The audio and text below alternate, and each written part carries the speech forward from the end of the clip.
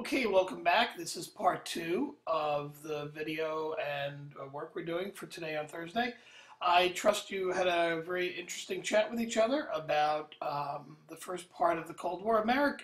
Remember, we're looking to try to figure out, was America responsible for the Cold War? That's the overriding question. So you looked at Tehran, you looked at a lot of the early stuff that some historians allege began the Cold War. Let's look at what takes place at Yalta, okay? Yalta is the second of the three conferences that the big three meet at. And again, this is an important one. So this one runs about 5 minutes. We'll watch this, we'll take some time to talk, and then we'll watch what happens at Potsdam.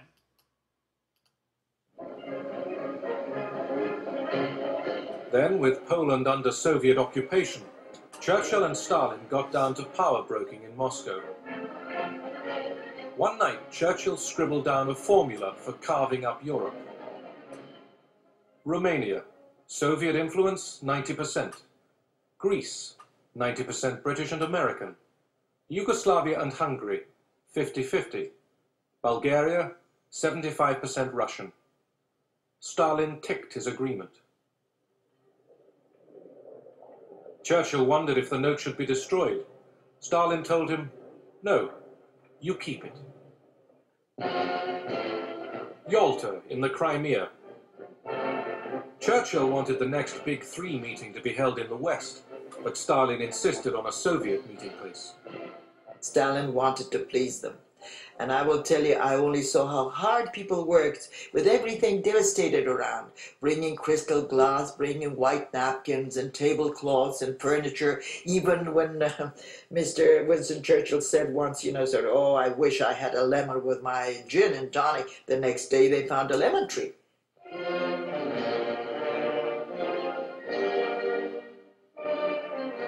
The journey was torment for the sick Roosevelt. His polio and the strains of war leadership dragged him down.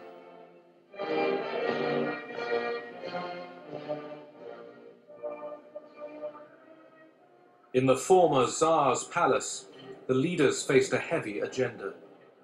They must decide how to govern a defeated Germany, and they wanted to get the Polish question settled. Eastern Europe, important though it was only one of many other things. First of all, winning the war and then occupying Germany. Secondly, seeing to the war against Japan. Thirdly, the post-war arrangements.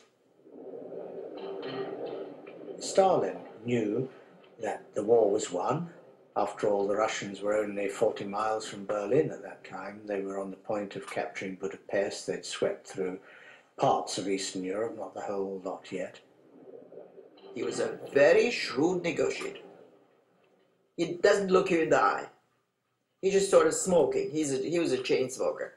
And he was just sort of smoking, and you think that probably he's not listening, Then all of a sudden, he would raise his fingers. The terrible mistake that Roosevelt made was that he was trying to ingratiate himself into Stalin's favor by stressing the divisions between Churchill and himself. So he made it quite clear to Stalin that there were real divisions as well as imaginary ones. For us, of course, the major topic was the future of Eastern Europe and above all Poland. And on that, Stalin obviously was bound to get what he wanted because the Red Army was in occupation of the whole area, including Poland. They'd already gone through Poland into Germany by the time we were in Yalta.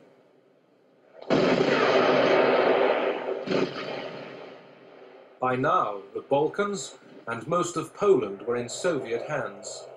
So too was much of Czechoslovakia and Hungary.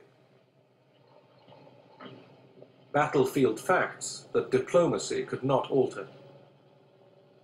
We got at Yalta 2 diplomatic documents, which on paper were perfectly satisfactory. I mean, that there would be a coalition government in Poland, including people from the West, and there would be free elections in Poland. And then there was a declaration covering the whole of Eastern Europe, called the Declaration on Liberated Europe, which again was to be rebuilt on the basis of democracy and free elections and all the rest of it. Of course, phrases which the Russian used, but interpreted rather differently.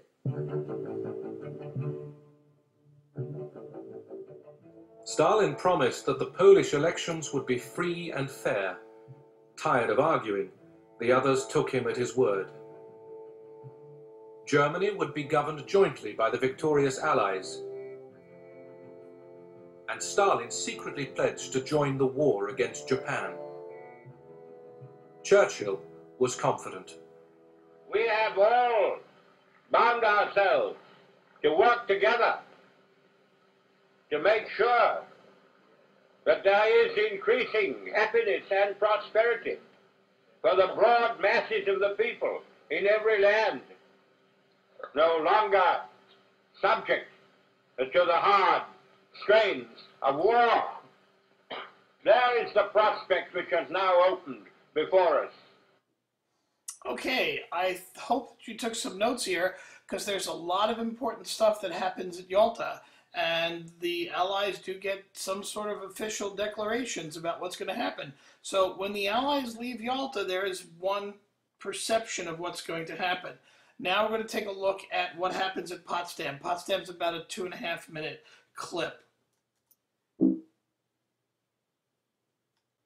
All right, here's Potsdam. Potsdam in conquered Germany, site of the Third Allied Summit. The attitude in Washington toward the Soviet Union had begun to change well before Potsdam. Storm signals were already flying. Truman сделал такое официальное заявление. Truman declared officially, and quite sharply, that the declaration on Europe adopted at Yalta is not being carried out in some countries. Которое было принято всеми в Крыму на конференции. Что в частности в некоторых странах Governments are being set up, which the United States will not recognize. Которые Америка не может признать. I'd call the Potsdam Conference a bad-tempered conference, because apart from the ceremonial occasions, it was really very bad-tempered. The Allies couldn't easily agree about a German peace treaty or on how to carry out agreements reached at Yalta. Stalin confirmed that his troops were ready for war with Japan. But the day before the conference, America had successfully tested an atomic bomb. President Truman, after consulting with the British and with his own military advisors, decided that he would tell Stalin that we had a powerful new weapon without identifying it as a nuclear weapon. Truman repeated what he was saying about the new weapon. He thought Stalin didn't hear or didn't understand him. Stalin said, "Okay, thank you for the information." There was some question amongst the Americans as to whether Stalin had really understood what Truman was saying. As we now know, they knew all about the Manhattan Project through espionage and their own agents. With the conference still in session, news arrived from London that Clement Attlee had been elected British Prime Minister. Мне показалось, что наибольшей сенсацией для Сталина... I had a feeling that the biggest sensation for Molotov and Stalin was not the bomb explosion, but the fact that Churchill was not re-elected in England.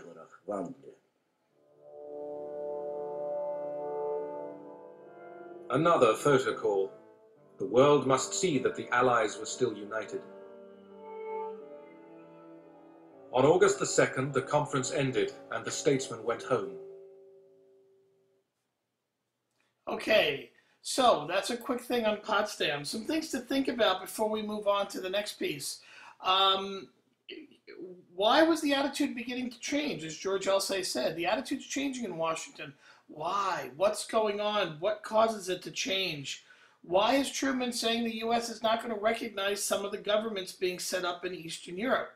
Okay, how does the changing of the guard at the top leadership affect the relationship? You have two new people, Truman and Attlee. What do you think Roosevelt and Churchill's absence does to this program? All right, think about it for a moment, and we're going to watch the next piece. All right, this piece I'm going to show you now talks about the changing. This is 1946, 1947. You have Stalin making speeches in the Soviet Union that are interpreted one way by the West. You have Kennan. George Kennan is perhaps one of the most important players of the Cold War at the beginning. He is the gentleman whose essay you should have read on containment. He comes up with the idea for the U.S. policy for the next 50 years. And also you're going to hear Winston Churchill talk about his beliefs in the Iron Curtain and how the term the Iron Curtain to denote the difference between the western half of Europe and the eastern half of Europe. All right, this video runs about 7 minutes, 7.5 minutes. We're not going to get it all in on this one clip, so I'm going to start it here, and then I'll stop it at a reasonably natural spot, and then we'll end this. We'll switch over, and you can go to the part 3 video, continue this, and then there's 2 small segments at the end that discuss Turkey and the Truman Doctrine that are important for you to understand. All right, so let's get this one started.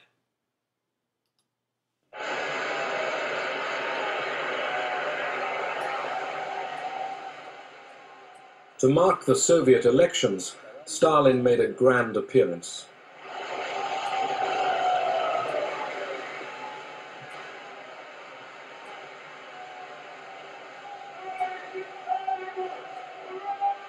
To his exhausted people, he promised no rewards, but only more effort, more 5-year plans for heavy industry. Then, in cloudy words, he warned that capitalism and imperialism made future wars inevitable. Did this mean war between the Soviet Union and the West? Abroad, alarm bells rang. I read the speech with care and interpreted it as being a delayed declaration of war against the United States. Wasn't any doubt about it if you read the text carefully, what he was talking about. The speech was interpreted in the West as no less than a prediction of World War III. I don't think this was right, though. Но я думаю, что это вряд ли правильно. Во всяком случае, Stalin didn't say anything new or different in that speech. Сталин не сказал.